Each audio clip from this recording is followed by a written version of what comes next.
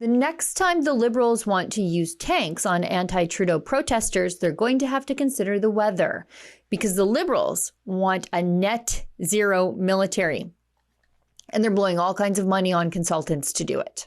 So this is a text message exchange that came up earlier today between Minister Lametti and Minister Mendicino, in which they discussed making a request to you for tanks to be deployed in Ottawa. Do you agree with Minister Lametti that one tank would have been sufficient to deal with the Canadians who had gathered in Ottawa to express their grievances about government policy?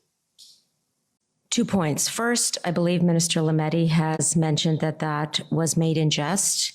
Second, I have already provided my comments relating to the fact that the Canadian Armed Forces is the force of last resort.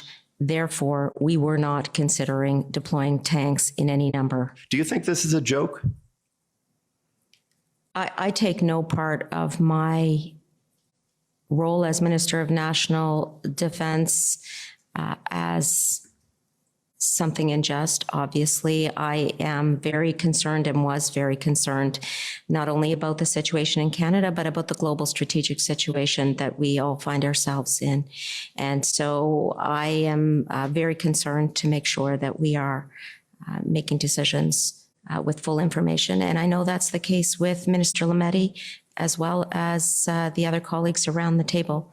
This was a very difficult time, and we were all doing our very best in our respective portfolios. Right. But at the same time, on February 2nd, just a few days after the arrival of the protesters in Ottawa, this was the sort of joke that was considered funny among your cabinet colleagues, wasn't it?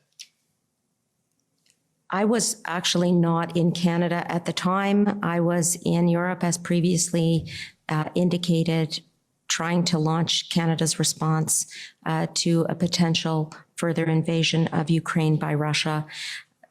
I will say that I know that my colleagues take their work extremely seriously. Remember when Liberal cabinet ministers Marco Mendicino and David Lametti mused about using tanks to end the single largest human rights demonstration in modern Canadian history? It all came out during the Public Order Emergency Commission. That's the official examination of the Trudeau government's tyrannical use of a counterterrorism law on law-abiding demonstrators in the nation's capital. How many tanks are you asking for? One tyrant posed to the other. I reckon one will do, the second tyrant responded. But I've got some good news. Next time Canadians want to protest the Trudeau government's tyranny, if they do it in the winter, again, like they did when they held the peaceful anti-mandate freedom convoy, they'll be safe from a Tiananmen-style squishing at the hands of a ghoulish state, because net zero tanks don't work in our treacherous weather. And the Liberals, they want net zero tanks. Actually, they want net zero everything. They want a net zero military. Just look at this. Defense Construction Canada has budgeted $3 to $7 million to hire net zero consultants. Now, let me show you this request for proposal. Let's dig down a little. Net zero carbon and energy management services.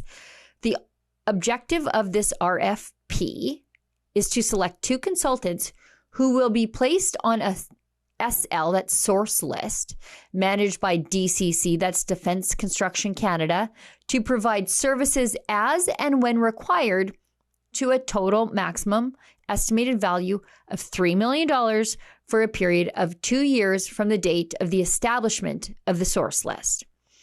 If mutually agreeable between the consultant and DCC, that's Defense Construction Canada, the source list may be extended for up to 3 additional 1-year periods and may be increased in the order of $4 million at any time during the term of the source list and at DCC, that's Defense Construction Canada's sole discretion. For greater certainty, the maximum total value of all commissions under the source list is $7 million, and the total maximum of the term of the source list is 5 years. The NDP Trudeau carbon tax on the farmer who grows the food and the trucker who ships the food is a tax on all who buy the food. Now they want to quadruple the tax. I'm Pierre Poilievre. I'll axe the tax so you pay less and bring home more. Friends, there's a crisis in recruitment in the Canadian military, and there is absolutely no wonder why. But at the same time, I'm actually very encouraged by the very positive work that the Canadian Armed Forces are undertaking. First of all, to create a safe, inclusive, and respectful work environment for all of the people we are hoping to recruit into the Canadian Armed Forces, and most particularly for those who are already serving. For example, the military can't get planes, or at least they couldn't until a very recent contract to procure the F-35. Now, Trudeau canceled the previous F-35 contract, leaving Canada, about a decade behind in procurement. And Trudeau did it all in spite, because it was just simply something that Harper negotiated. We will not buy the F-35 fighter jet. That F-35 might be Stephen Harper's dream, but I can tell you, for Canadian taxpayers, it'll be a nightmare. We're stepping up with F-35s. Yes, we've had to make up for lost time when, under the Conservative government, defense spending dipped below 1% for the only time. But you've been in power for 8 years. You said you'd never buy the F-35s, which was part of the delay there, and your own chief of the defense staff is saying that if there were to be a war tomorrow, Canada would be in big trouble. Yeah. The Navy doesn't have proper equipment to go to sea. Morale is at an all-time low. Our troops have to share sleeping bags and rucksacks.